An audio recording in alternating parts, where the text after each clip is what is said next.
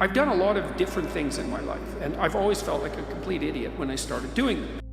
That's why Carl Jung said, for example, that the fool is the precursor to the savior. You have to be willing to be a fool to advance, because when you first move in your new direction, what the hell do you know? You're just a bumbling dimwit, you know, but you won't be that for long. Yeah. That's the thing. Whereas if you stay in your little safe place, your little safe space, let's say, then, something will get you sooner or later. You can bloody well be sure of that. But temporarily you're safe. Well, that's not helpful. And so when I started, it started when I started talking to journalists. They would phone me and I would talk to them. And most of my colleagues they'd usually say something dismissive about journalists, like, well, they always get it wrong. It's like, well, first of all, there's no they. And what makes you think you're important enough to pay attention to anyways? And if they get it wrong, maybe it's because you didn't explain it very well. And the journalist would call and I'd talk to them. And I thought, well, a journalist has a question. I'm not doing anything expedient. I'm not saying, well, I'm hoping that something will come of this. And I didn't have a specified goal in mind. I thought, let's have a conversation. And let the chips fall where they will. Yeah.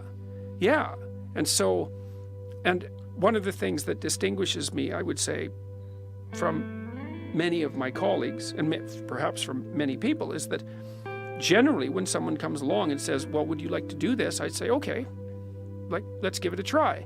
And I don't expect that I'm going to be particularly good at it. How would I be? I'm certainly not as good at it as I'm going to be, that's for sure. Right. Because obviously when you first start something, you're just not that good at it. But I felt like a fool when I first started to practice as a therapist, or when I first started to lecture, when I first started to work as a business consultant, when I was designing software, when I was going on, starting to do media events. It's like, what the hell do I know? Well, then they'd offer me an opportunity. So I got an opportunity to go on a TV show, and I thought, oh, that's interesting. I'll go do that. And so I did that, and it worked pretty well. And then I got an opportunity to do some more. And then I was on a regular on a TV panel news show in Ontario. And then I got this little 13-part series that they made out of my courses, and started doing public lectures, and those all worked. And then I thought, oh, well, what the hell would happen if I put these on YouTube? There seems to be a market for them. I mean, when I really sat up and paid attention was in April 2016, the views hit the 1 million mark. And I thought, million, eh? What does that mean? And I really thought about it. I thought, 1 million's a lot. If I sold 1 million books, it's like, that's when you do the little touchdown dance, right? At the end of the field, because that just doesn't happen. And I'd never write a scientific paper that had 1 million views. That just never happens, ever, not once, right? Then you think, well, if you talk to 50 stadiums full of 20,000 people, you'd think that's noticeable, right? That's noticeable. Yeah. I thought, 1 million. And people were watching the lectures, like their long lectures, they were watching them. It wasn't just 30 seconds. They were in there. Like some people would browse and pop out, but lots of them were watching them right to the end. And so I thought, all right, what the hell is this YouTube thing? Anyways, what is this?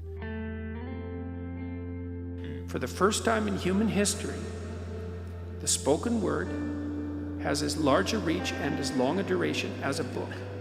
That's never happened, period, It's a great ever. analogy. It's amazing. And then that just blew me away. I thought, oh, this is a Gutenberg revolution. This is a big deal. Reading for pleasure has always been a minority occupation. Like, most people don't read for pleasure.